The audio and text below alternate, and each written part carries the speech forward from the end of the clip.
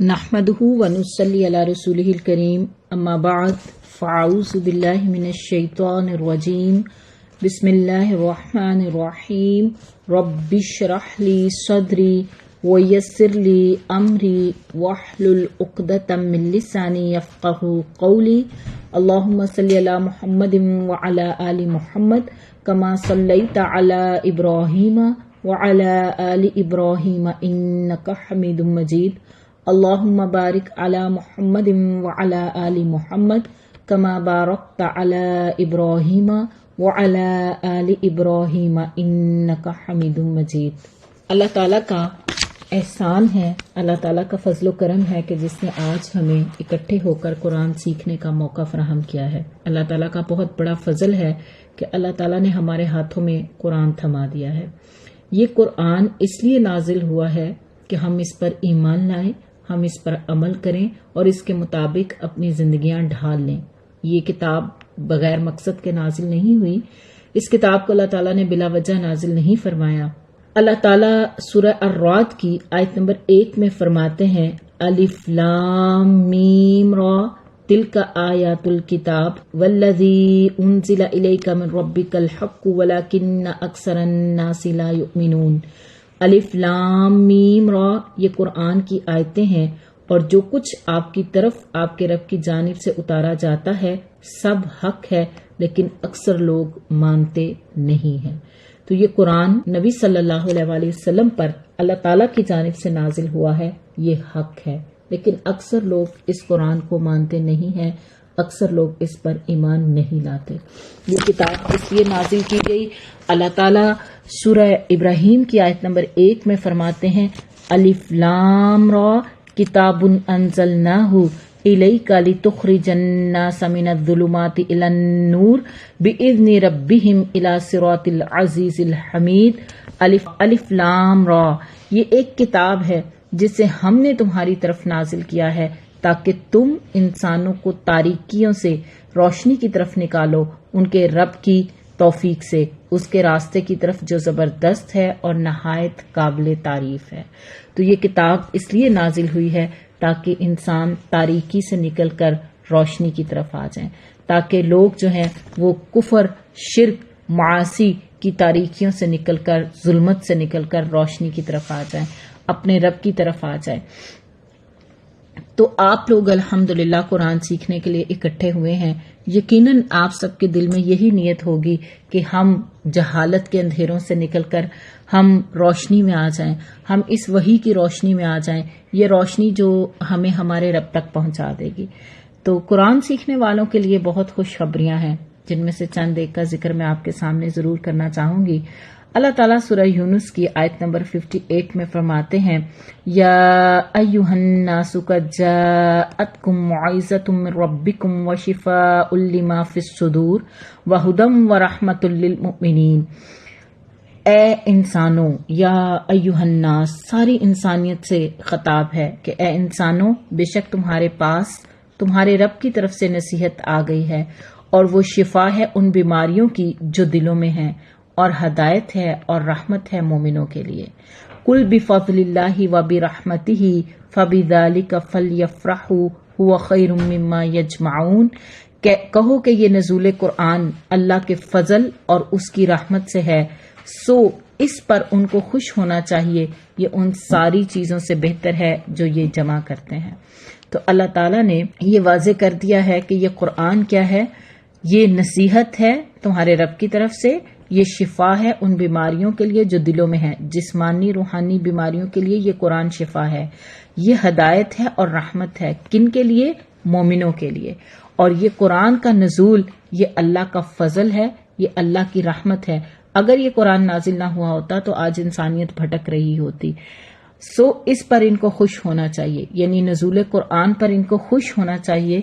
यह कुरान तो उन सारी चीजों से बेहतर है जो लोग जमा कर रहे हैं। तो लोग क्या कुछ जमा कर रहे हैं? आज दुनिया किस चीज की तरफ दौड़ रही है? आज किस चीज में सबकत ले जाने के लिए इंसान की सारी कोशिशें लग रही हैं? माल में आगे हो जाएं, इक्तदार में आगे हो जाएं, डिग्रियां ले लें, जॉब अच्छी ले लें, हमारा घर हो, हमारा बैंक बैलेंस हो, हमारी गाड़ियां हो, اس چیز کی دوڑ میں انسان جو ہے وہ اپنی دنیا کی زندگی گزار رہا ہے. اللہ کہتے ہیں کہ یہ ان ساری چیزوں سے بہتر ہے جسے لوگ جمع کرتے ہیں. جس کے دل سے ان ساری چیزوں کی محبت نکل جائے اور اس کا دل ایک اللہ کی محبت کے لیے خالص ہو جائے, قرآن سیکھنے کے لیے اپنا وقت لگانے لگ جائے, تو دنیا اور مافیہا اس میں جو کچھ ہے ان ساری چیزوں سے بہتر ہے یہ اس قرآن کا حاصل کرنا, اس قرآن کا پڑھنا, اس کا سیکھنا, اس کو سکھانا.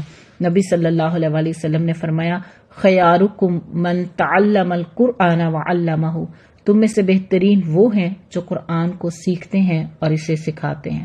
اور ایک اور حدیث ہے صحیح مسلم کی, نبی صلی اللہ علیہ وآلہ وسلم نے فرمایا ان اللہ یرفع بہذا الکتاب اقواما ویضع بہ آخرین, یقیناً اللہ اس کتاب کے ذریعے کچھ قوموں کو بلند کرتا ہے اور کچھ کو ضائع کرتا ہے. جو لوگ اس کتاب کے پیچھے چلتے ہیں, اس پر ایمان لاتے ہیں, اس پر عمل کرتے ہیں اور اس کو آگے پہنچاتے ہیں, اس کے ذریعے ان کو دنیا میں بلندی نصیب ہوتی ہے. اور یہی قرآن ہے جس کے ذریعے اللہ دوسروں کو کیا کرتا ہے, ضائع کر دیتا ہے, یعنی ان کو ذلت اور پستی میں اتار دیتا ہے کہ وہ قرآن سے اعراض کرتے ہیں, اس کے احکامات سے منہ موڑتے ہیں, اس پر ایمان نہیں رکھتے, اس کا علم حاصل کرنا اپنے لیے ضروری خیال نہیں کرتے. اس بات پر اللہ کا شکر ادا کرنا چاہیے کہ اللہ تعالیٰ نے توفیق دی ہے کہ آج ہم اکٹھے ہو کر اللہ تعالیٰ کا کلام سیکھنے کے لیے اور شیئر کرنے کے لیے اکٹھے ہوئے ہیں.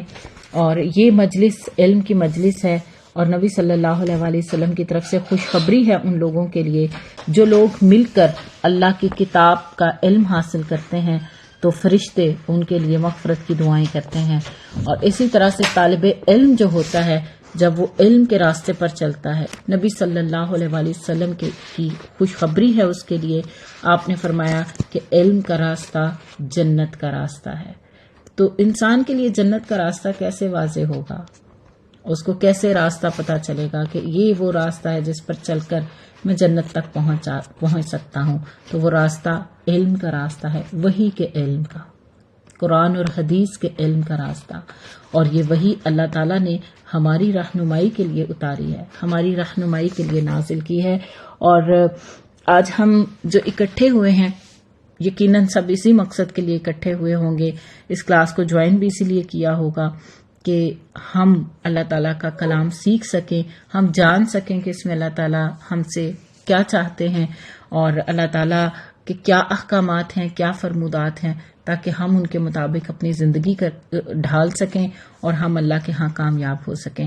ہم دنیا کا حسنہ بھی سمیٹ سکیں اور آخرت کا حسنہ بھی سمیٹ سکیں, دنیا میں بھی ایک اطمینان والی زندگی گزار سکیں اور آخرت میں بھی ایک اطمینان والی زندگی گزار سکیں.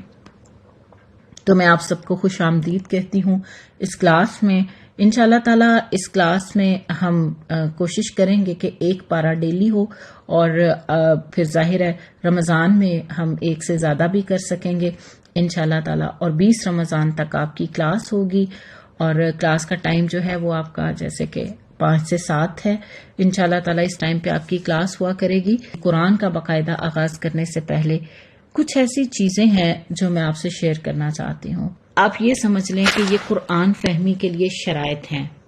تو کیا آپ قرآن فہمی کے لیے تیار ہیں؟ ظاہر آپ کی موجودگی اس بات کی گواہی دے رہی ہے کہ آپ سب الحمدللہ اس بات کے لیے تیار ہیں کہ ہم قرآن کو سیکھیں اور اس پر عمل کریں. تو ایک دفعہ پھر ہمیں اپنی نیت کو بھی خالص کرنا ہے, نیت کا جائزہ لینا ہے. میں نے کیوں اس کلاس کو جوائن کیا ہے, تو تھوڑا سا ایک دفعہ پھر سے اپنے مقصد کا جائزہ لے لیں کہ کیوں میں یہ کلاس لینا چاہ رہی ہوں. جی کوئی بتائے گا آپ میں سے کہ کیا سوچ کر آپ نے اس کورس کو جوائن کیا ہے؟ السلام علیکم. جی وعلیکم السلام. جی الحمدللہ قرآن فہمی کے لیے جوائن کیا ہے. اور سمجھ کے کیا کرنا چاہتے ہیں؟ بجی پھیلائیں گے انشاءاللہ تعالی دوسروں کا. صحیح. جب انسان علم حاصل کرتا ہے تو اس کے بعد جو کرنے والا پہلا کام ہے وہ اس پہ عمل ہے. تو علم حاصل کرنا انشاءاللہ عمل کے لیے, اور پھر اس کے بعد اگلا سٹیپ ہے کہ اس کو عام کریں, اس کو پھیلائیں, اس کی دعوت دوسروں تک پہنچائیں. تو قرآن کے ساتھ ایک گہرا تعلق بنانے کے لیے کچھ شرائط ہیں. یقیناً آپ سب چاہتے ہوں گے کہ قرآن کے ساتھ ایک گہرا تعلق ہو. اب دیکھیں چند دن ہے نا گنتی کے جس میں ڈیلی کے 2 گھنٹے قرآن کے ساتھ گزرا کریں گے. اس کے علاوہ ظاہرہ آپ کی اپنی ذاتی اور انفرادی بھی کچھ قرآن کے ساتھ جو ہے وہ مصروفیات ہوں گی. لیکن ہم یہاں پہ بات کر رہے ہیں کہ کس طرح ہم قرآن کے ساتھ اپنا تعلق گہرا بنا سکتے ہیں. اس کے لیے کچھ بنیادی شرائط ہیں. اگر آپ ان شرائط کا خیال رکھیں گے اور ان کو نشوونما دینے کے لیے کوشش کریں گے تو انشاءاللہ تعالی قرآن ہمارے دل میں زیادہ اچھے طریقے سے اترے گا اگر ہم ان شرائط کا خیال رکھیں. یہ بات یاد رکھیے گا کہ جو بات میں ابھی آپ سے کرنے جا رہی ہوں شرائط کے حوالے سے، یہ چیز ناممکن نہیں ہے کہ ہم اس کو حاصل نہ کر سکیں. ہم غور و فکر کریں گے، اپنے قول اور فعل کا جائزہ لیں گے، اپنی صلاحیت بڑھانے کے لیے کوشش کریں گے تو انشاءاللہ تعالی قرآن کے ساتھ ہمارا تعلق گہرا ہو جائے گا. سب سے پہلی چیز قرآن سے گہرا تعلق بنانے کے لیے اور اس سے نفع اٹھانے کے لیے پہلی چیز ہے ایمان لانا. کس بات پر ایمان کہ یہ اللہ تعالیٰ کا کلام ہے، اللہ تعالیٰ نے اسے میرے لیے نازل کیا ہے، میری ہدایت کے لیے نازل کیا ہے. وہ میرا خالق ہے، وہ میرا مالک ہے. قرآن کی کشش اور طاقت ایک ایسی چیز ہے کہ اگر کوئی شخص اسے عام کتاب کی طرح پڑھنا شروع کر دے بغیر کسی تعصب کے، کھلے ذہن کے ساتھ، تو وہ ضرور اس سے فائدہ اٹھائے گا، کیونکہ یہ کوئی عام کتاب نہیں ہے، یہ اللہ کا کلام ہے. اور اللہ نے اس کے شروع میں بتا دیا ذالک الکتاب لا ریب فیہ، یہ کتاب ہے اللہ کی جس میں کوئی شک نہیں، یعنی یہ وہ کتاب ہے جس میں شک ہے ہی نہیں. تو اس کو پڑھنے اور مطالعہ کرنے سے آپ کا کوئی مقصد عام مقصد نہیں ہے. ظاہر آپ اس کے ذریعے ہدایت کے طلبگار ہیں، اور ہدایت کس لیے چاہیے؟ تاکہ ہم اپنی زندگی بدل سکیں، اس ہدایت کی روشنی میں ہماری شخصیت تبدیل ہو جائے اور ہم صراط مستقیم پر چل سکیں. قرآن محض معلومات حاصل کرنے کے لیے نہیں نازل ہوا. قرآن کے ذریعے تبدیلی لانی ہے اپنے اندر، اپنے دل کو تبدیل کرنا ہے، اپنے ذہن کو تبدیل کرنا ہے، اپنی سوچ کو تبدیل کرنا ہے.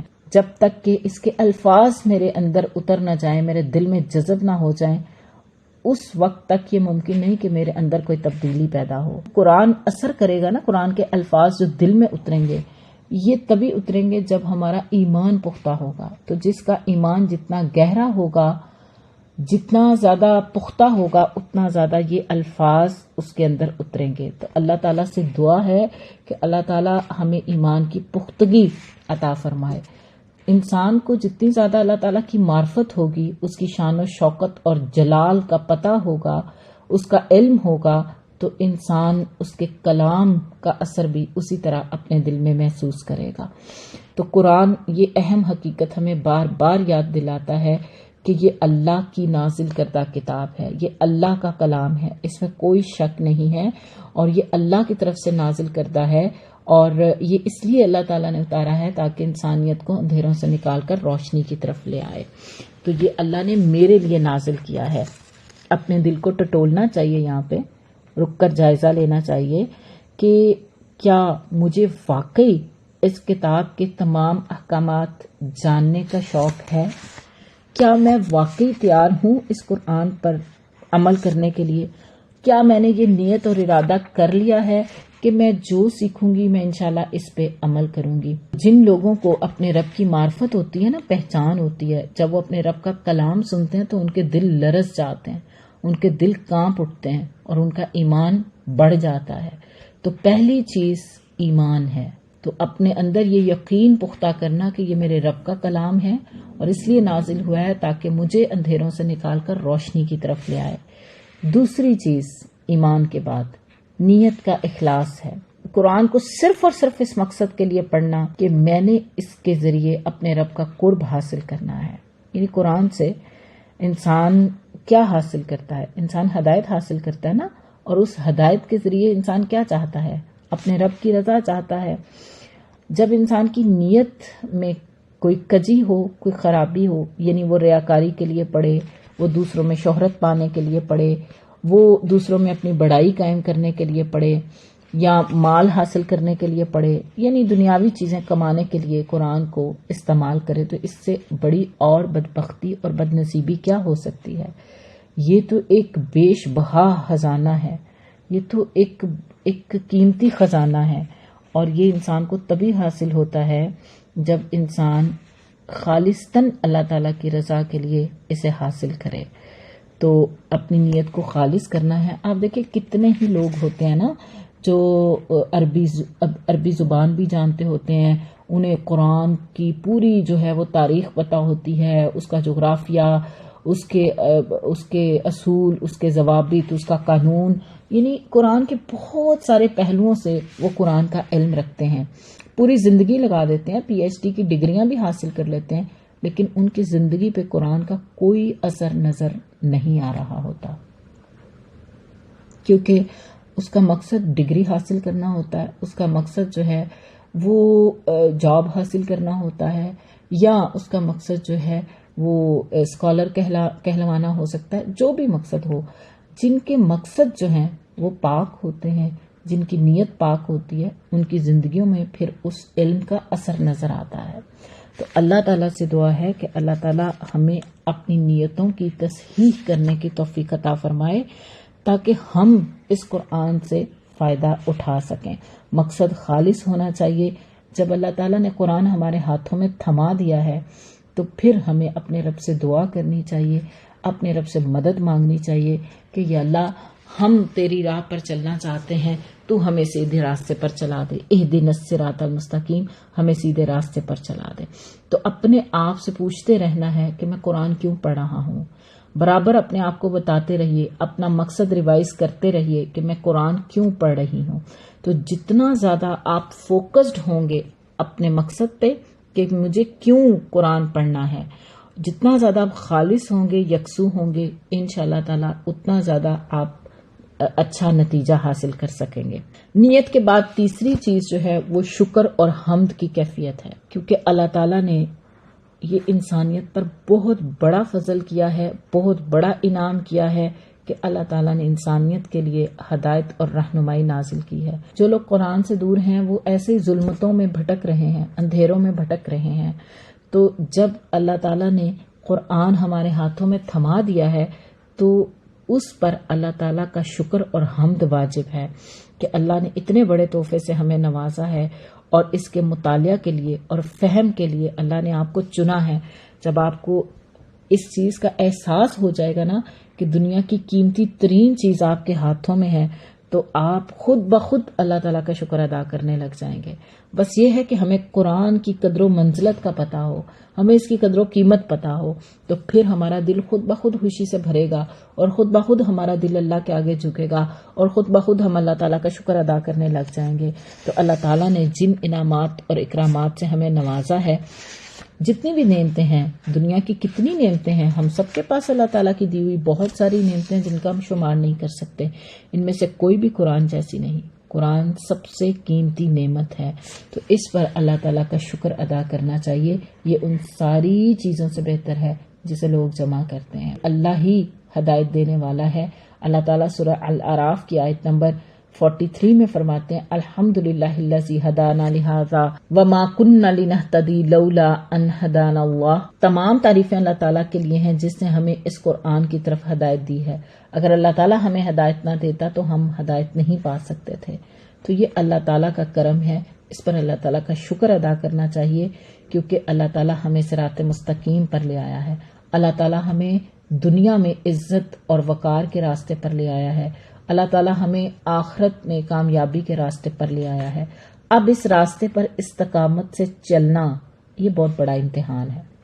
ابھی اس ٹائم آج دیکھیں، آج دورہ قرآن کا آغاز ہوا. اب میں ایک ایک کے لیے اللہ سے دعا کرتی ہوں کہ اللہ تعالیٰ آپ کو اس سفر میں استقامت عطا فرمائے، کیونکہ شیطان بیچ میں اچکنے کی کوشش کرے گا اور بیچ میں سستی ڈالے گا، آپ کو اور طرح کی مصروفیات دکھائے گا. تو جس کے پاس قرآن ہو، قرآن جیسی نعمت اللہ نے اس کے ہاتھ میں تھما دی ہو اور وہ شکر گزاری بھی کرتا ہو، اس کو ضرور استقامت مل جاتی ہے، اس کو صراط مستقیم پر استقامت مل جاتی ہے. تو شکر ادا کرنا ہے. اللہ تعالیٰ فرماتے ہیں لَإِن شَكَرْتُمْ لَأَزِيدَنَّكُمْ، اگر تم شکر گزار بنو گے تو میں تمہیں اور زیادہ نوازوں گا. تو شکر ایسے ہی ادا ہوگا کہ جو پڑھا ہے، جو علم حاصل کیا ہے، اس پر عمل کر لیں، اور پہلے ہی دن سے اس چیز کا ارادہ باندھ لیں کہ میں جو سیکھوں گی، جس دن سیکھوں گی، میں اسی دن سے اس پر عمل کرنے کی کوشش کروں گی. میں ڈیلے نہیں کروں گی کہ ابھی نہیں، ابھی تو وہ وقت نہیں آیا، ابھی تو میرے لیے یہ مشکل ہے. آپ شروع میں ہی اللہ سے مدد مانگیں، اللہ کو پکاریں کہ اللہ تعالیٰ میں تو ظلمت سے نکل کر روشنی میں آنا چاہتی ہوں، میں تو چاہتی ہوں حق مجھ پر واضح ہو جائے، اس کائنات کی حقیقت مجھ پر کھل جائے، مجھے آپ کی معرفت مل جائے. جو علم ملے اس پر اللہ کا شکر ادا کرتے چلے جائیں تو انشاءاللہ تعالیٰ استقامت بھی ملے گی اور اللہ تعالیٰ ہدایت میں اور زیادہ آگے لے کے جائیں گے. چوتھی چیز جو ہے وہ قبولیت اور بھروسہ ہے. یعنی قرآن جو علم اور ہدایت دیتا ہے اسے قبول کرنا چاہیے اور یہ یقین رکھنا چاہیے کہ میرے لیے یہی دی بیسٹ ہے. یعنی لوگ یہ کہتے ہیں نا کہ دیکھیں خواتین اگر یہ کہیں کہ پردہ بہت بڑی رکاوٹ ہے خواتین کی ترقی میں اور 1400 سال پہلے تو یہ ہو سکتا تھا، اب یہ ممکن نہیں ہے، آج حالات کہاں جا رہے ہیں. اسی طرح اور قرآن کے کئی احکامات ہیں جن پر لوگ اعتراض کرتے ہیں، جیسے بیٹے کا وراثت میں 2 گنا حصہ کیوں ہے، لڑکی کا لڑکے کے برابر کیوں نہیں ہے. کئی طرح کے اعتراضات جو ہیں وہ سننے کو ملتے ہیں. جب آپ قرآن کو اس نظر سے اٹھائیں گے کہ اس میں جو کچھ ہے وہ میرے رب کی طرف سے ہے، میرا رب جو ہے وہ خالق ہے، وہ مالک ہے، وہ جانتا ہے جس نے پیدا کیا، اس نے یہ اصول و ضوابط دیے ہیں، تو پھر انسان کے لیے قبول کرنا آسان ہو جاتا ہے. جب آپ اسے اللہ کا کلام تسلیم کر لیں گے پھر آپ اس کے کسی حکم، کسی لفظ پر بھی شبہ نہیں کریں گے. ورنہ انسان اگر تعصب کے ساتھ قرآن کو اٹھائے تو وہ اپنی ہی نظر سے اسے دیکھتا رہتا ہے، وہ کبھی بھی اپنے رب کی منشا اور مرضی کو سمجھ نہیں پائے گا. آپ دیکھیں کہ قرآن تو وہی تھا نا جو اہل عرب میں نازل ہوا تھا، لیکن بعض لوگ اس پر ایمان لے آئے تھے، ان کے دل کی گہرائیوں میں یہ قرآن اتر گیا تھا، اور بعض جب اس کو سنتے تھے تو ان کے اندر کی جو گندگی تھی اس میں اضافہ ہی ہوتا تھا، ان کی دشمنی میں اضافہ ہی ہوتا تھا. تو قرآن تو وہی تھا، بس یہ قبول کرنے والے دلوں کا فرق. قرآن کو پورے کا پورا ماننا ہے. ایسا نہیں ہے کہ بعض حصے پر ہم ایمان رکھیں گے، بعض پر ہم ایمان نہیں رکھیں گے یا شک کریں گے.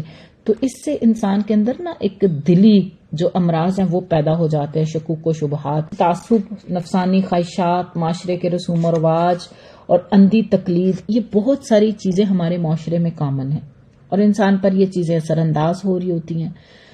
اور پھر تکبر ایک بہت بڑی چیز ہے جس میں انسان اپنی رائے کو بڑا اہم سمجھتا ہے، اپنی عقل کو بڑا اہم سمجھتا ہے. اور اب تو جو اہل العقل ہیں، جو خود کو اہل دانش سمجھتے ہیں، وہ قرآن کو عقل پہ پرکھنا چاہتے ہیں اور پرکھتے ہیں، اور وہ کہتے ہیں جو بات قرآن کی ہماری عقل میں آ جائے گی اس پر ہم ایمان لائیں گے، جو ہماری عقل میں نہیں آئے گی ہم اس پر ایمان نہیں لائیں گے.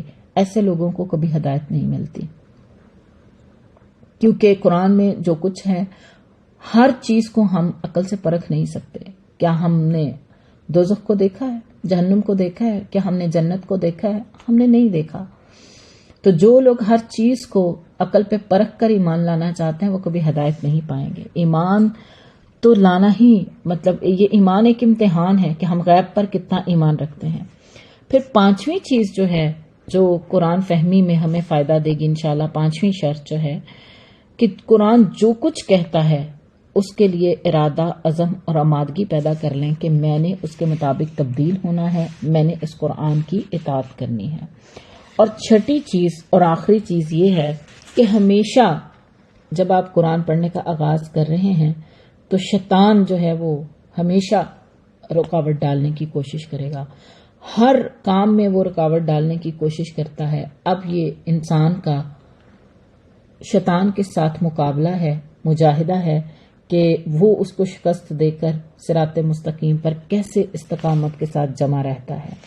تو اپنے اور قرآن کے درمیان، آپ کے اور قرآن کے درمیان جو رکاوٹیں ہیں ان کا جائزہ لیجئے کہ کون سی چیز ہے جو مجھے قرآن کی طرف آنے نہیں دیتی. اس رکاوٹ کو دور کرنے کی کوشش کیجئے.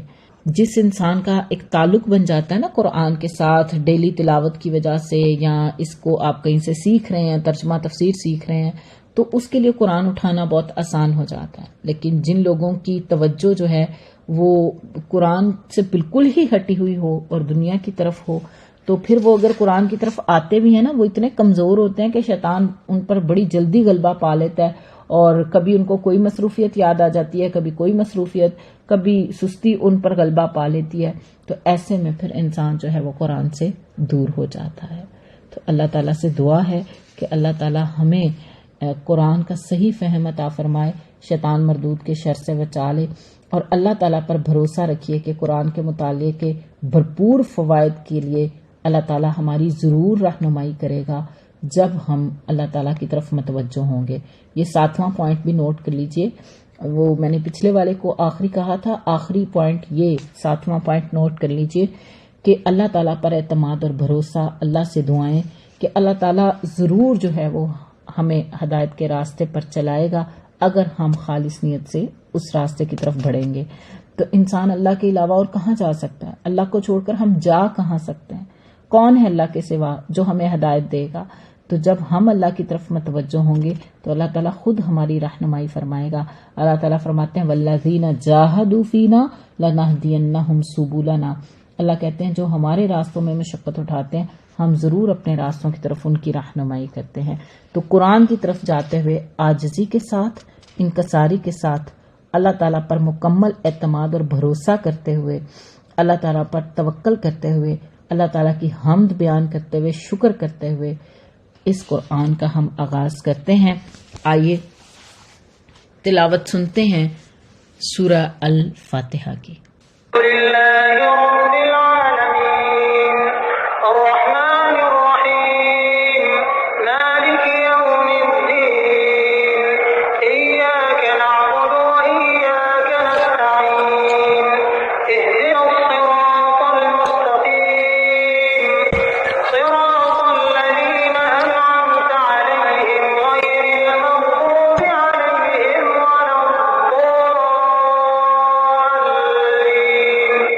اعوذ باللہ من الشیطان الرجیم، بسم اللہ الرحمن الرحیم۔ سورہ الفاتحہ قرآن مجید کی سب سے پہلی سورت ہے اور اس کی احادیث میں بہت فضیلت آئی ہے۔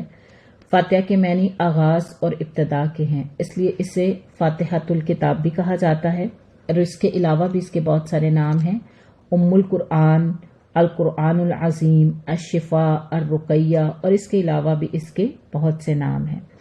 اور اس سورت کی ایک خاص فضیلت یہ ہے کہ حدیث قدسی میں اللہ تعالیٰ فرماتے ہیں قسمت الصلاۃ، میں نے نماز کو تقسیم کر دیا ہے، بینی و بین عبدی، اپنے اور اپنے بندے کے درمیان۔ یعنی اس سے کیا مراد ہے کہ کس طرح اللہ تعالیٰ نے اس سورت کو اپنے اور اپنے بندے کے درمیان تقسیم کیا ہے کہ اس کا نصف حصہ اللہ تعالیٰ کی حمد و ثنا اور اس کی رحمت اور ربوبیت اور عدل اور بادشاہت کے بیان میں ہے، اور اس کے باقی کے حصے میں یعنی آدھے حصے میں دعا اور مناجات ہے جو بندہ اللہ تعالیٰ کی بارگاہ میں کرتا ہے۔ اس حدیث میں سورہ فاتحہ کو نماز سے تعبیر کیا گیا ہے، یعنی یہ جو اللہ تعالیٰ نے فرمایا نا قسمت الصلاۃ بینی و بین عبدی، تو یہاں اس حدیث میں الصلاۃ سے مراد سورۃ فاتحہ ہے۔ تو اس سے پتہ چلا کہ نماز میں سورۃ فاتحہ کا پڑھنا لازمی ہے، ضروری ہے، یعنی جس نے سورۃ فاتحہ نہیں پڑھی اس کی نماز نہیں ہے۔ یہ صحیح بخاری اور صحیح مسلم کی روایت ہے۔ اس کے بعد ہم دیکھتے ہیں اس سورت کا آغاز کرنے سے پہلے کہ اعوذ باللہ من الشیطان الرجیم، یعنی میں پناہ مانگتی ہوں اللہ تعالیٰ کی شیطان مردود کے شر سے۔ تو انسان شیطان مردود کے شر سے اللہ کی پناہ میں آتا ہے، اور قرآن پڑھنے سے پہلے اعوذ باللہ من الشیطان الرجیم پڑھنا ضروری ہے تاکہ شیطان جو ہے وہ ہمارے قرآن پڑھنے میں کسی قسم کا کوئی خلل نہ ڈال سکے۔ ہم اس کے شر سے اللہ کی پناہ میں آتے ہیں۔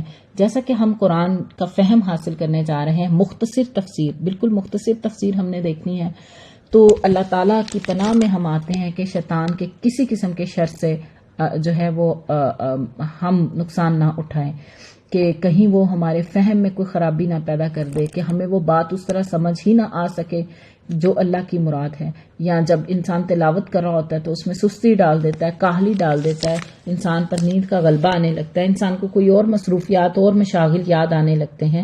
تو قرآن پڑھنے سے پہلے شیطان مردود کے شر سے اللہ کی پناہ میں آنا ضروری ہے۔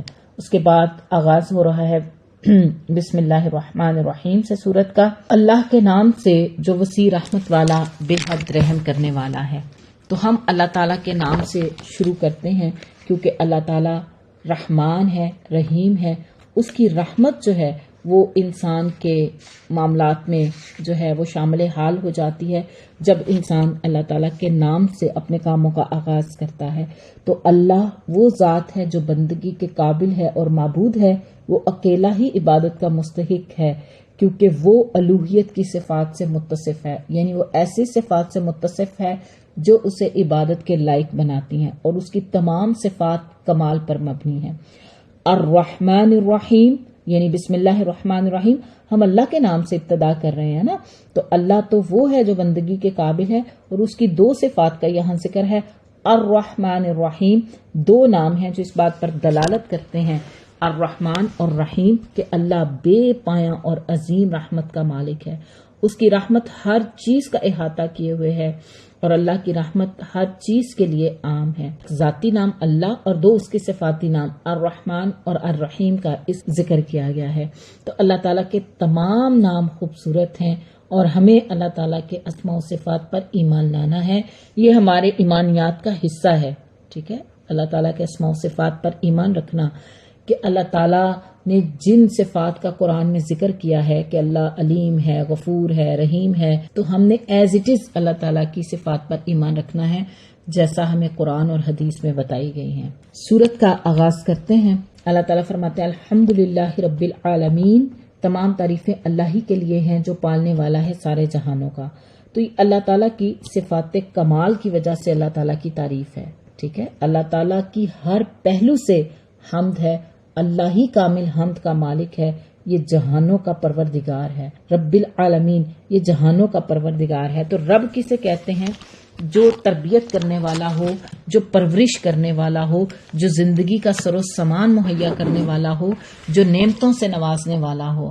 تو اللہ تعالیٰ تربیت کرنے والا ہے، اللہ تعالیٰ پرورش کرنے والا ہے، سارے جہانوں کی تدبیر کرنے والا، انتظام کرنے والا ہے. تو تربیت کی دو قسمیں ہوتی ہیں، یعنی رب جو ہے نا، اس کا روٹ ہے را با با، اور مربی اللہ تعالیٰ ہے جو تمام جہان والوں کی تربیت کرنے والا ہے. تو تربیت سے کیا مراد ہے؟ ایک ہوتی ہے تربیت عامہ اور ایک ہوتی ہے تربیت خاصہ. یعنی مربی جو ہوتا ہے نا، وہ پرورش کرتا ہے، پالتا ہے، نگہبانی کرتا ہے. اللہ تعالیٰ کی جو عام تربیت ہے وہ یہ ہے کہ اللہ تعالیٰ نے تمام مخلوقات کو پیدا کیا ہے، اللہ تعالیٰ ان کو رزق پہنچاتا ہے، اللہ تعالیٰ نے ان کو ان کے جو مفادات ہیں نا وہ انہوں نے کیسے حاصل کرنے ہیں ان کی طرف ان کی رہنمائی اللہ تعالیٰ نے کی ہے. جیسے ہر ایک کو زندگی گزارنے کا طریقہ سکھایا نا اللہ تعالیٰ نے. ظاہر ہے جانوروں کو بھی پتہ ہے کہ انہوں نے کیسے پروٹیکشن لینی ہے، کیسے ان کی نسل آگے چلے گی، کیسے انہوں نے اپنی خوراک حاصل کرنی ہے. تو ہر ایک کو اس کا طریقہ زندگی بھی پتہ ہے. تو یہ تو عام تربیت ہے، یعنی یہ عام انتظامات ہیں جو اللہ تعالیٰ نے سب کے لیے کیے ہیں، چاہے کوئی کافر ہے، چاہے کوئی مشرک ہے، کوئی جانور ہے. لیکن تربیت خاصہ جو ہے نا وہ اس کے اولیاء کے لیے مخصوص ہے. جو اس کی طرف آتا ہے اللہ تعالیٰ ایمان کے ذریعے اس کی تربیت کرتا ہے، اسے ایمان کی توفیق دیتا ہے اور اللہ تعالیٰ اس سے ان تمام امور کو دور کر دیتا ہے جو اسے راہ حق پر چلنے سے باز رکھ سکتے ہوں. اللہ تعالیٰ تمام رکاوٹوں کو دور کر دیتا ہے جو اس کے اور اس کے بندے کے درمیان حائل ہوتی ہیں. تو تربیت خاصہ کی حقیقت یہ ہے کہ پھر انسان کو ہر بھلائی کی توفیق ملتی ہے، ہر برائی سے حفاظت نصیب ہوتی ہے. تو اللہ تعالیٰ رب العالمین ہے اور یہ بات اس چیز پر دلالت کرتی ہے کہ اللہ ہی ہے جس نے تمام مخلوقات کو تخلیق کیا، وہ اکیلا ہی ان کی تدبیر کرنے والا ہے اور اسے کمال بے نیازی حاصل ہے اور تمام عالم ہر پہلو اور اعتبار سے اللہ تعالیٰ کے محتاج ہیں. تو تمام تعریفیں اللہ تعالیٰ کے لیے ہیں جو ہر طرح کا انتظام کرنے والا ہے. مالک یوم الدین، وہ جزا کے دن کا مالک ہے. مالک وہ ہستی ہوتی ہے جو حکم دیتی ہے، جس کا حکم چلتا ہے. تو اللہ تعالیٰ کی ملکیت میں ہے ہر چیز اور قیامت کے دن جزا سزا اللہ تعالیٰ کے حکم سے ہوگی. اس کی ملکیت کی اقسام میں سے ایک جزا کا دن ہے، یعنی وہ قیامت کا دن ہے جس کا وہ مالک ہے. ویسے تو حقیقی مالک ہر چیز کا اللہ تعالیٰ ہے، لیکن دنیا میں اللہ تعالیٰ نے انسان کو عارضی طور پر اختیارات دیے ہیں، انسان کو عارضی ملکیت دی ہے. اور یہ عارضی مالک جو ہے، انسان جو چند چیزوں کا مالک بن بیٹھتا ہے، اللہ تعالیٰ کی عطا سے بنتا ہے، لیکن یہ چیز اس کے اندر اتنا تکبر اور خناس بھر دیتی ہے کہ انسان کو اپنی اوقات بھول جاتی ہے. لوگ اللہ تعالیٰ کی نعمتیں پا کر جھکنے کی بجائے، عاجز ہونے کی بجائے، شکر گزار بننے کی بجائے تکبر اور غرور میں مبتلا ہو جاتے ہیں، جبکہ ہر چیز کا مالک اللہ ہے۔ اور یہاں پہ قیامت کے دن کا خاص طور پہ تذکرہ اسی لیے کیا گیا ہے کہ اس دن ہر طرح کا بادشاہ، ہر طرح کا اقتدار والا، سب اللہ کے سامنے خالی ہاتھ کھڑے ہوں گے اور ہر ایک کو اس کے اعمال کا بدلہ دیا جائے گا۔ اور اس دن اللہ تعالیٰ کی جو ملکیت کاملہ ہے اور اس کا جو عدل ہے اور اس کی جو حکمت ہے، اس سب پر پوری طرح واضح ہو جائے گی، ظاہر ہو جائے گی۔ آج لوگ ایمان نہیں لاتے نا اللہ تعالیٰ کی ملکیت پر، اللہ تعالیٰ کے وجود کا بھی انکار کرتے ہیں لوگ، اور اللہ تعالیٰ کے عدل پر ایمان نہیں رکھتے۔ تو اس دن ان ساری انسانیت کو اللہ تعالیٰ کی تمام صفات ظاہر ہو جائیں گی، اور اس دن بادشاہ، رعایا، غلام، آزاد، سب کے سب برابر ہوں گے۔ یہ دنیا میں تقسیم ہے، یہ دنیا میں تقسیم ہے، کہیں مال کی بنا پر، کہیں ذات کی بنا پر، کہیں اقتدار کی بنا پر۔ تو آخرت میں تو صرف اور صرف یہ جو ترجیح ہوگی یہ تقوی کی بنیاد پر ہوگی۔ خاص طور پر اللہ تعالیٰ نے قیامت کے دن کی ملکیت کا ذکر کیا ہے، ورنہ اللہ تعالیٰ قیامت کے دن کا بھی مالک ہے اور باقی دنوں کا بھی اللہ ہی مالک ہے۔ اگلی آیت ہے ایاک نعبد و ایاک نستعین، ہم تیری ہی عبادت کرتے ہیں اور تجھ ہی سے مدد مانگتے ہیں، یعنی ہم اکیلے تجھ ہی کی عبادت کرتے ہیں اور صرف تجھ ہی سے مدد مانگتے ہیں۔ اس آیت میں تمام معبودان باطل کا رد ہوتا ہے کہ ہم اور کسی کی بھی عبادت نہیں کرتے، ہم صرف اور صرف تیری عبادت کرتے ہیں اور تجھے سے مدد مانگتے ہیں۔ آپ دیکھیں استعانت جو ہے، اس سے کیا مراد ہے کہ مدد مانگنا۔ ان الفاظ سے شرک کا سد باب کیا گیا ہے۔ جن کے دلوں میں شرک کا روگ پروان چڑھ چکا ہو نا، تو وہ عوام کو مغالطے میں ڈال دیتے ہیں۔ مشرک جو ہوتے ہیں نا، اب مسلمانوں کے اندر بھی عجیب طرح سے شرک پروان چڑھ چکا ہے کہ لوگ قبروں میں پڑے ہوئے لوگوں سے مدد مانگتے ہیں، فریادیں کرتے ہیں، نام لے لے کر پکارتے ہیں، اور اسی طرح سے زندہ ان کے پیر ہیں ان سے بھی مدد مانگتے ہیں، ان کو بھی سمجھتے ہیں کہ یہ ہمیں جو ہے وہ اولاد دینے پر قادر ہیں، یہ ہمیں رزق دینے پر قادر ہیں، یہ ان کے ذریعے ہماری نوکری لگ جائے گی۔ اور یہ چیزیں بہت زیادہ کامن ہیں۔ ایک خاتون تھی میرے جاننے والی، ان کی اپنی اولاد نہیں تھی اور اپنی دیورانی کے بارے میں کہہ رہی تھی کہ اس کو جو بچے دیے ہیں نا وہ ہمارے بزرگ نے دیے ہیں۔ تو میری مدر نے اس سے کہا کہ اس بزرگ نے تمہاری دیورانی کو دے دیے تو تمہیں نہ دیے کہ تم بھی تو ان پر اتنا ایمان رکھ۔ تو وہ ایک دم تو سٹ پٹا گئی کہ مجھ سے یہ کیا بات انہوں نے کہہ دی ہے۔ تو جو مشرک ہوتا ہے نا، اس کو اپنے شرک کا بھی اندازہ نہیں ہوتا کہ وہ کیا کر رہا ہے۔ تو انسانوں سے مدد طلب کرے، انسان مردوں سے مدد طلب کرے، انسان بتوں سے مدد طلب کرے، تو اس ساری چیز کا رد کر دیا گیا ہے، معبودان باطل کا رد کر دیا گیا ہے اس آیت میں کہ ایاک نعبد و ایاک نستعین، ہم صرف تیری ہی عبادت کرتے ہیں اور تجھی سے مدد چاہتے ہیں۔ ایک بات یاد رکھیے گا کہ اللہ کی عبادت کرنے کے لیے بھی اللہ کی مدد چاہیے۔ اللہ کی مدد کے بغیر ہم اللہ کی عبادت بھی نہیں کر سکتے، توفیق ہی نہیں ملتی انسان کو۔ تو انسان جو ہے وہ خود اللہ کی راہ پہ چلے گا، کوشش کرے گا تو اللہ کی مدد اسے آئے گی، تو اسے استقامت ملے گی۔ تو ہم اللہ ہی کی عبادت کرتے ہیں اور اللہ ہی سے مدد چاہتے ہیں۔ نیکی اور تقوی کے کاموں میں بھی ہم ایک دوسرے کی مدد کرتے ہیں، لیکن یہ مدد جو انسانوں سے ہم طلب کرتے ہیں، جیسے ایک بیمار ہے تو وہ ڈاکٹر کے پاس جاتا ہے، اس کی مدد حاصل کرتا ہے۔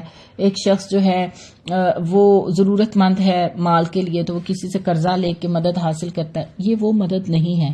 انسانوں کی انسانوں سے جو معاملہ ہے، ایک دوسرے کی مدد ہے، وہ تو ڈیفینیٹلی ہمیں دنیا میں ضرورت ہے، لیکن جو پکارنا ہے مدد کے لیے وہ اللہ تعالیٰ ہی کو پکارنا ہے۔ اللہ ہی اسباب پیدا کرے گا، اللہ ہی وسائل پیدا کرے گا۔ ہر طرح کی دعا کرنی ہے ہم نے اپنے رب سے، ہر چیز ہم نے اللہ سے مانگنی ہے۔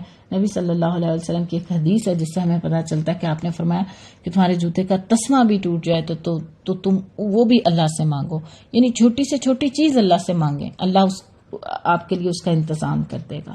اہدنا الصراط المستقیم، ہمیں سیدھی اور سچی راہ دکھا۔ تو اللہ تعالیٰ سے ہم دعا کرتے ہیں کہ اللہ تعالیٰ ہمیں صراط مستقیم دکھائے۔ یہ سیدھا راستہ وہ راستہ ہے جس پر اللہ کے نیک بندے چلے، جس پر انبیاء چلے، جس پر شہداء چلے، جس پر صدیقین چلے، جس پر صالحین چلے۔ تو ہم ہر نماز میں کون سا راستہ مانگتے ہیں اللہ تعالیٰ سے؟ صراط مستقیم، وہ واضح راستہ جو اللہ تعالیٰ اور اس کی جنت تک پہنچاتا ہے، یہ معرفت حق کا راستہ ہے۔ تو ہم اللہ تعالیٰ سے دعا مانگتے ہیں کہ یا اللہ ہمیں اس راستے میں اپنی رہنمائی سے نواز دے۔ صراط مستقیم کی طرف رہنمائی کا مطلب یہ ہے کہ اللہ تعالیٰ ہمیں دین اسلام کے راستے پر چلا دے، اللہ تعالیٰ ہماری صحیح اور مکمل رہنمائی فرما دے۔ یہ سب سے زیادہ جامع دعا ہے، مومن کے لیے بہت زیادہ نفع مند دعا ہے، اور ہم اپنی نماز کی ہر رکعت میں اللہ تعالیٰ سے یہ دعا مانگتے ہیں کہ اہدنا الصراط المستقیم، کہ اے اللہ ہمیں سیدھا راستہ دکھا دے۔ یہ راستہ نبیوں کا، صدیقین کا، شہداء اور صالحین کا راستہ ہے۔ تو ہم کیا مانگتے ہیں اللہ تعالیٰ سے؟ صراط الذین انعمت علیہم، کہ ان لوگوں کا راستہ جن پر تو نے انعام کیا ہے۔ تو انعام یافتہ لوگ کون ہیں؟ انعام یافتہ لوگ ہیں صدیقین، شہداء، صالحین اور انبیاء، صدیقین، شہداء اور صالحین۔ یہ 4 لوگ انعام یافتہ ہیں جن کا ذکر ہمیں سورہ النساء میں بھی ملتا ہے۔ سورہ النساء کی ایک آیت میں ملتا ہے کہ انعام یافتہ لوگ یہ 4 ہیں۔ تو اللہ تعالیٰ نے ان کو اپنی نعمتوں سے سرفراز کیا ہے، تو ہم ان کا راستہ مانگتے ہیں کہ یا اللہ ہمیں ان کے راستے پر چلا دے۔ آپ دیکھیں کہ ہم ہر نماز میں انعام یافتہ لوگوں کا راستہ مانگتے ہیں۔ نماز پڑھنے کے بعد کیسے کام کرتے ہیں؟ کیا انعام یافتہ لوگوں والے کام کرتے ہیں؟ ہمارے اعمال کیسے ہوتے ہیں؟ جبکہ ہم اللہ سے مانگ رہے ہوتے ہیں غیر المغضوب علیہم ولا الضالین، ان کا نہیں جن پر غضب کیا گیا، اور نہ گمراہوں کا، یعنی ہمیں مغضوب لوگوں کے راستے پر نہ چلانا، نہ ہمیں گمراہوں کے راستے پر چلانا۔ مغضوب لوگ وہ ہوتے ہیں جنہوں نے حق کو پہچان کر اسے ترک کر دیا ہوتا ہے، یعنی ان کو پتا ہوتا ہے یہ حق کا راستہ ہے، لیکن سرکش ہوتے ہیں، نافرمان ہوتے ہیں۔ جیسے یہودی جو تھے ان کو سب کچھ پتا ہوتا تھا۔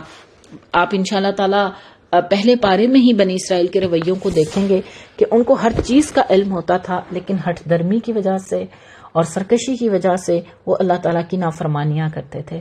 تو ہم ایسے لوگوں کے راستے سے اللہ کی پناہ مانگتے ہیں کہ اللہ تعالیٰ ہمیں ایسے لوگوں کا راستہ نہ دکھانا جن پر آپ کا غضب نازل ہوا، ولا الضالین، اور نہ گمراہوں کا۔ تو گمراہ لوگ کون ہیں؟ ان سے مراد نصارہ ہیں کہ جنہوں نے حق کو ترک کر کے جہالت اور گمراہی کا راستہ اختیار کیا، یعنی ان سے حقیقت حال ہی گم ہو گئی، انہیں حق کا پتہ ہی نہیں، انہوں نے اپنا راستہ گم کر بیٹھے، کیونکہ انہوں نے عیسیٰ علیہ السلام کی شان میں غلو کیا تھا، انہیں اللہ کا بیٹا بنایا، اور وہ اصل حق سے، وہ دین سے کیا ہو گئے؟ منحرف ہو گئے، انحراف کر لیا انہوں نے، اس لیے وہ گمراہ لوگ ہیں۔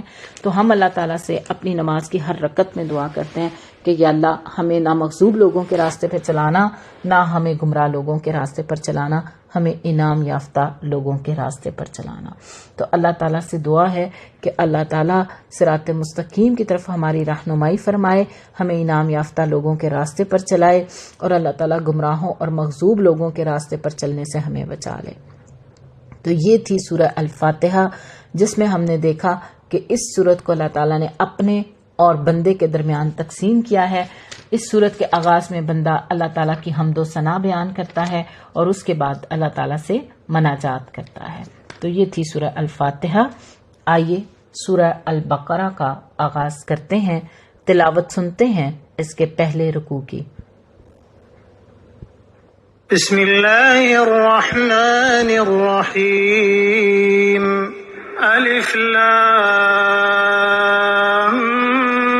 میم، ذالک الکتاب لا ریب فیہ ھدی للمتقین الذین یؤمنون بالغیب ویقیمون الصلاة ومما رزقناہم ينفقون والذين يؤمنون بما أنزل إليك وما أنزل من قبلك وبالآخرة هم يوقنون أولئك على هدى من ربهم وأولئك هم المفلحون إن الذين كفروا سواء عليهم أأنذرتهم أم لم تنذرهم لا يؤمنون ختم الله على قلوبهم وعلى سمعهم وعلى أبصارهم غشاوة ولهم عذاب عظيم.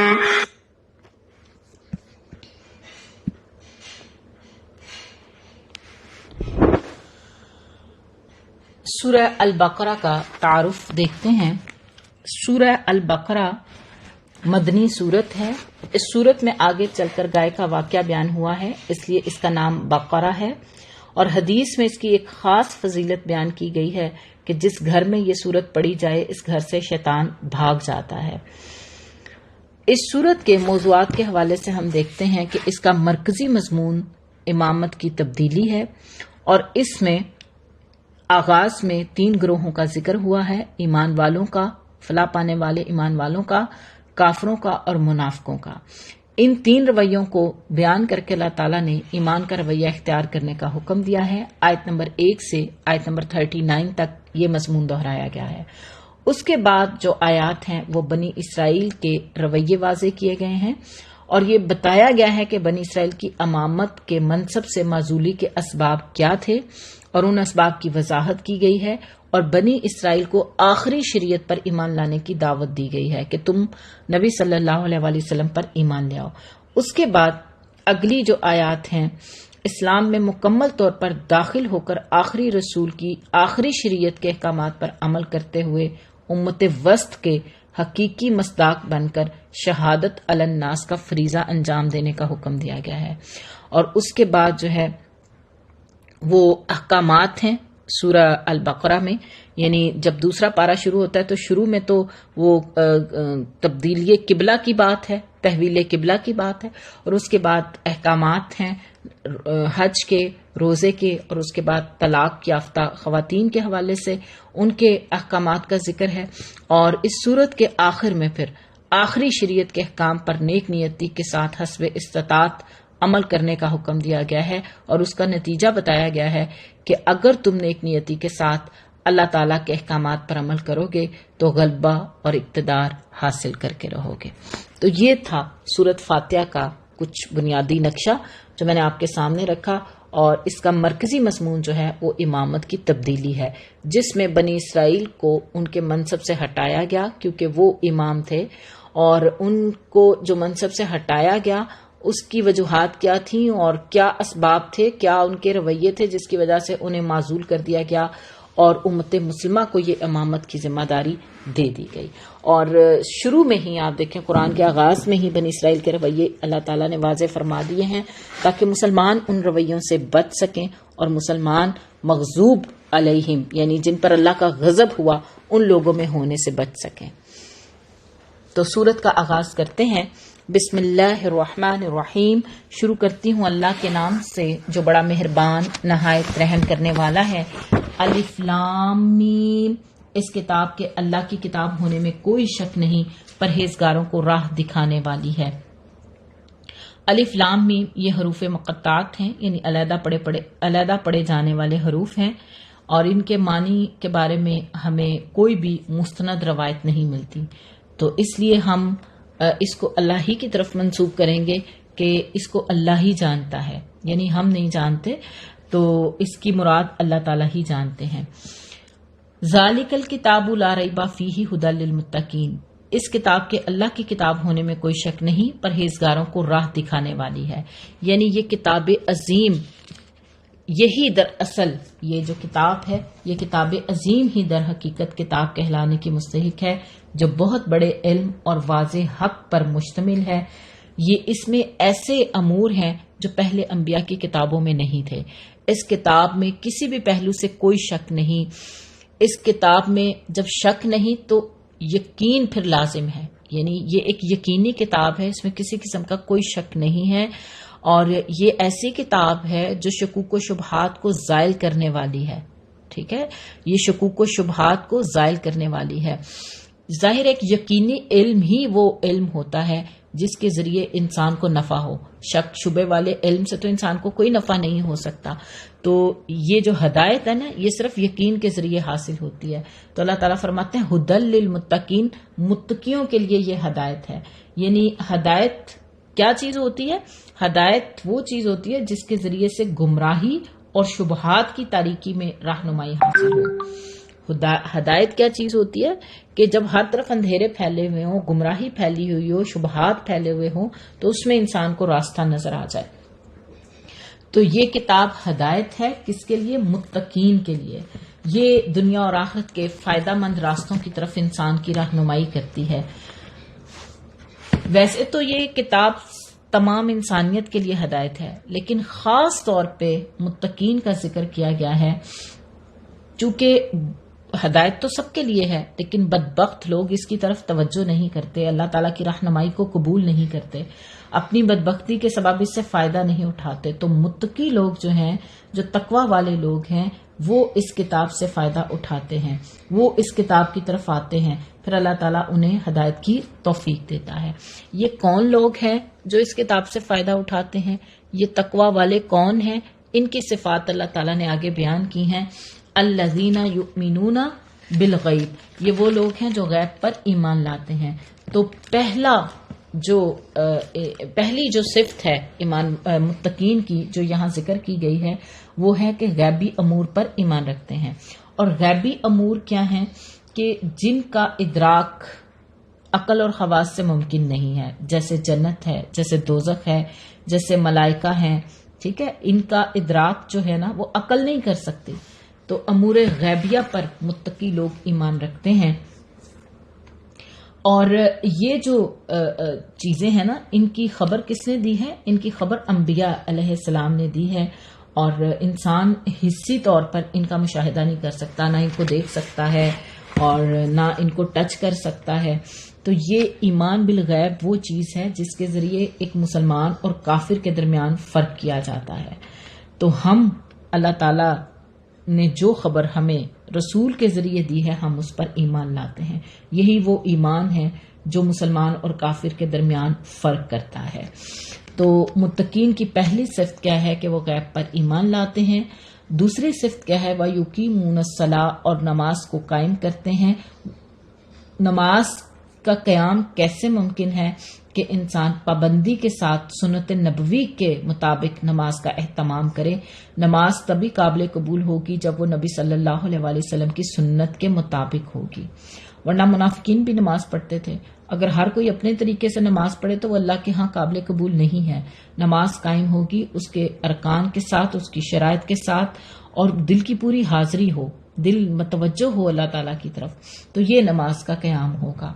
اور تیسری صفت کیا ہے متقین کی؟ وَمِمَّا رَزَقْنَاهُمْ يُنْفِقُونَ، اور ہمارے دیے ہوئے مال میں سے خرچ کرتے ہیں۔ یعنی اللہ تعالیٰ نے جو کچھ انہیں عطا کیا ہے حسب استطاعت خرچ کرتے ہیں۔ زکوٰۃ بھی ادا کرتے ہیں، وہ تو لازمی چیز ہے، اور صدقہ خیرات بھی کرتے ہیں جہاں تک ان سے ممکن ہو سکے۔ تو جو کچھ اللہ تعالیٰ نے انہیں رزق دیا ہے اس میں سے خرچ کرتے ہیں۔ اپنے گھر والوں پہ بھی خرچ کرتے ہیں، اپنی بیویوں پہ، اپنے بچوں پہ، اپنے قریبی رشتہ داروں پہ، اپنے غلاموں پہ بھی خرچ کرتے ہیں۔ یعنی جہاں بھی وہ خرچ کرتے ہیں اللہ تعالیٰ کے لیے، وہ اللہ تعالیٰ کے ہاں باعث اجر ہوگا۔ تو یہ جو مال و متاع ہے نا انسان کے پاس، یہ اللہ تعالیٰ کی عطا ہے۔ یہ کوئی انسان کی اپنی ذاتی کوئی قوت نہیں ہے، کوئی ذاتی کمال نہیں ہے۔ اللہ تعالیٰ جسے چاہے جتنے رزق سے مرضی نواز دے، کسی کا رزق اللہ تنگ کر دیتا ہے، کسی کا کشادہ کر دیتا ہے، تو یہ سب اللہ تعالیٰ کے اختیار میں ہے۔ تو قرآن میں یہاں آپ دیکھیں کہ اللہ تعالیٰ نے نماز اور زکوٰۃ کو یعنی اکٹھا ذکر کیا ہے، نماز کو اور خرچ کرنے کو۔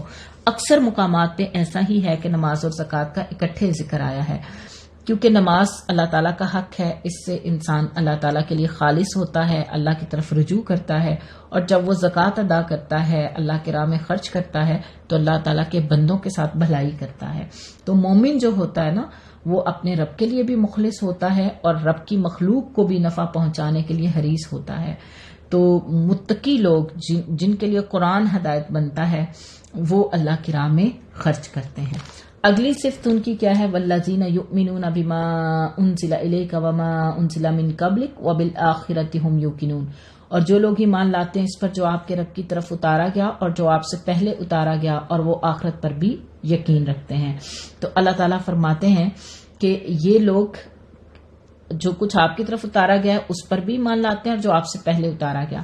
تو آپ صلی اللہ علیہ وسلم پر کیا اترا ہے؟ قرآن اترا ہے اور حکمت اتری ہے نا. یعنی نبی صلی اللہ علیہ وسلم کی طرف قرآن بھی نازل ہوا ہے اور حدیث بھی اللہ تعالیٰ ہی کی طرف سے نازل ہوئی ہے، لیکن الفاظ نبی صلی اللہ علیہ وسلم کے ہیں. ان کا معنی اور مفہوم آپ کے دل میں الہام کیا گیا ہے، لیکن الفاظ نبی صلی اللہ علیہ وسلم کے ہیں. تو نبی صلی اللہ علیہ وسلم کو اللہ تعالیٰ نے جو کچھ عطا کیا ہے اور جو آپ لے کر مبعوث ہوئے ہیں، ایمان والے جو ہیں یعنی جو متقی ہیں وہ اس پر ایمان رکھتے ہیں. جو کچھ آپ پر نازل ہوا اس پر ایمان رکھتے ہیں. وما انزل من قبلک، اور جو آپ سے پہلے اترا. اور آپ سے پہلے کیا اترا تھا؟ جو الہامی کتابیں ہیں، تورات ہے، انجیل ہے، زبور ہے اور تمام کتب سماویہ اور صحیفے جو اترے ہیں. یہ متقی جو ہیں یہ ان پر بھی ایمان رکھتے ہیں. وبالآخرۃ ھم یوقنون، اور آخرت پر وہ یقین رکھتے ہیں. آخرت سے کیا مراد ہے؟ آخرت ان تمام امور کا نام ہے جو مرنے کے بعد انسان کو پیش آئیں گے. یعنی آخرت ان تمام امور کا نام ہے جو مرنے کے بعد انسان کو پیش آئیں گے. تو ایمان کے ذکر کے بعد آخرت پر خاص طور پر یقین رکھنے کی بات کی گئی ہے اور خاص طور پہ اس کا ذکر کیا گیا ہے کیونکہ یہ ایمان کے ارکان میں سے ایک اہم رکن ہے. آخرت پر ایمان یہ ایک اہم رکن ہے اور جس کا ایمان آخرت پر پختہ ہوگا اس کے عمل بھی صالح ہوں گے، اس کے اندر نیک اعمال کے لیے رغبت ہوگی، اس کے اندر برائیوں سے بچنے کا خوف بھی ہوگا. تو آخرت پر جب ایمان پختہ ہوتا ہے تو انسان کا عمل مضبوط ہو جاتا ہے، صالح ہو جاتا ہے. تو بنی اسرائیل کے اندر بھی بگاڑ اسی لیے آیا تھا کیونکہ ان کا آخرت پر ایمان کمزور ہو گیا تھا، ان کے عقیدہ آخرت میں بگاڑ آ گیا تھا. تو اللہ تعالیٰ فرماتے ہیں اولئک علی ھدی من ربہم واولئک ھم المفلحون، یہی لوگ اپنے رب کی طرف سے ہدایت پر ہیں اور یہی لوگ فلاح پانے والے ہیں. تو اہل ایمان کا انجام بتا دیا گیا کہ یہ لوگ اپنے رب کی طرف سے ہدایت پر ہیں. تو ظاہر ہے جو لوگ ہدایت پر ہوتے ہیں اپنے رب کی طرف سے تو ان کے لیے پھر اللہ تعالیٰ کی طرف سے رحمت اور مغفرت ہے اور دنیا میں بھی خوشحالی ہے، آخرت میں بھی سعادت اور کامرانی انہیں ملے گی. تو اللہ تعالیٰ فرماتے ہیں کہ یہ اپنے رب کی طرف سے ہدایت پر ہیں. وَأُولَئِكَ هُمُ الْمُفْلِحُونَ، اور یہی لوگ فلاح پانے والے ہیں. یعنی فلاح کسے کہتے ہیں کہ انسان کو جو چاہیے ہو نا، جس کی اسے طلب ہو وہ اسے مل جائے، اس میں وہ کامیاب ہو جائے اور خوف سے اس کو نجات مل جائے. تو اللہ تعالیٰ نے ایسے لوگوں کو کامیاب کہا ہے جو لوگ کتاب کے بارے میں شک نہیں کرتے، متقی لوگ ہیں. اور ان کی کیا صفات ہیں؟ غیب پر ایمان رکھتے ہیں، نماز قائم کرتے ہیں، اللہ کے دیے ہوئے میں سے خرچ کرتے ہیں، اس چیز پر ایمان رکھتے ہیں جو آپ کی طرف نازل کیا گیا اور اس پر بھی جو آپ سے پہلے نازل کیا گیا، اور آخرت پر وہ یقین رکھتے ہیں. تو یہ لوگ ہدایت پر ہیں اور یہی کامیاب ہونے والے لوگ ہیں. تو اللہ تعالیٰ نے سب سے پہلے کامیاب ہونے والوں کی صفات واضح کر دی ہیں. تو یہاں ٹھہر کے ہمیں جائزہ لینا ہے، کیا میرے اندر یہ صفات ہیں؟ کیا میں غیب پر ایمان رکھتی ہوں؟ کیا میں نماز کو قائم کرتی ہوں؟ کیا میں اپنی نماز کی حفاظت کرتی ہوں؟ میں نماز کو اسی طرح ادا کرتی ہوں جس طرح سنت نبوی ہے؟ کیا میں اللہ کی راہ میں خرچ کرتی ہوں جو کچھ اللہ تعالیٰ نے مجھے دیا ہے، چاہے وہ میرا وقت ہے، مال ہے، صلاحیتیں ہیں، قوتیں ہیں، جو رزق بھی اللہ نے مجھے عطا کیا ہے، جس صورت میں بھی عطا کیا ہے، کیا میں اسے اللہ کے لیے خرچ کرتی ہوں؟ اور کیا میں اس قرآن پر اور حدیث پر ایمان رکھتی ہوں اور آپ صلی اللہ علیہ وسلم سے پہلے جو کچھ نازل ہوا اس پر ایمان رکھتی ہوں؟ کیا میں آخرت کا یقین رکھتی ہوں؟ تو اپنا جائزہ لینا ہے کہ میں کہاں کھڑی ہوں. اپنے آپ کو نمبر دیں، 100 میں سے نمبر دیں کہ میں ہر سوال کے جواب میں 100 میں سے میرے کتنے نمبر ہوں گے. تو اپنا جائزہ انسان لے گا تو پتہ چلے گا کہ ہم کہاں سٹینڈ کرتے ہیں اور ابھی ہمیں کتنی کوشش کرنی ہے آگے جانے کے لیے. تو یہ تھا پہلا گروہ کامیاب ہونے والوں کا. دوسرے گروہ کا ذکر ہے جو کفر کرتے ہیں. اللہ تعالیٰ فرماتے ہیں ان الذین کفروا سواء علیہم اانذرتہم ام لم تنذرہم لا یؤمنون. کافروں کو آپ کا ڈرانا یا نہ ڈرانا برابر ہے، یہ لوگ ایمان نہیں لائیں گے. نبی صلی اللہ علیہ وسلم کی شدید خواہش تھی کہ سب مسلمان ہو جائیں اور اسی حساب سے آپ بہت زیادہ کوشش کرتے تھے، لیکن اللہ تعالیٰ نے واضح کر دیا کہ ایمان ان کے نصیب میں نہیں ہے.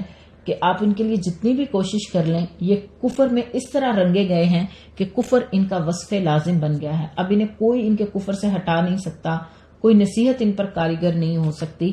تو آپ ان کے لیے غمزدہ نہ ہوں، آپ ان کے لیے جو ہے نا وہ اپنی جان کو مت بھلائیں کہ آپ کی یہ جو خواہش ہے کہ سب مسلمان ہو جائیں، تو اللہ تعالیٰ نے ان کے نصیب میں ایمان لکھا ہی نہیں، کیونکہ ان کے دلوں پر مہر لگ چکی ہے. کیوں اللہ تعالیٰ نے ان کے نصیب میں ایمان نہیں لکھا؟ کیونکہ خود انہوں نے کفر کا رویہ اختیار کیا اور کفر کے رنگ میں اس طرح رنگے کہ کفر ان کا وصف لازم بن گیا تھا. اللہ تعالیٰ فرماتے ہیں ختم اللہ علی قلوبہم وعلی سمعہم